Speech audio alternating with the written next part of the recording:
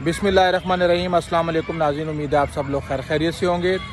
Kabul airport के ऊपर अभी ये खबर आई है कि उसके शमाल में यानी नॉर्थ के अंदर एक धमाका हुआ है, और ये धमाका एयरपोर्ट के अंदर नहीं हुआ बल्कि थोड़ा सा बाहर एक रॉकेट हमला हुआ है, लेकिन वहाँ उसके साथ काफ़ी आबादी है एयरपोर्ट के साथ, और बड़ा गुंजान आबाद इलाका है जहाँ पे ये धमाका हुआ है। और वहाँ पे जो मनाजिर अभी तक आए हैं वहाँ से काफ़ी धुआं उठ रहा है। आपको याद होगा कि गुज़िश्ता रात बाइडन ने वार्निंग दी थी कि 24 घंटे, 36 घंटे, 48 घंटे के अंदर अंदर एक और धमाका हो सकता है। दूसरी तरफ खींचातानी शुरू हो गई है तालिबान के अंदर, और अमेरिकन एडमिनिस्ट्रेशन के अंदर तालिबान कहते हैं कि अगर अमेरिका ने कोई ड्रोन हमला करना है तो हमें इन्फॉर्म करे और उसकी हमसे इजाज़त ले, जबकि अमेरिका ने कहा है, बाइडन ने कहा है कि ये आखिरी हमला नहीं है।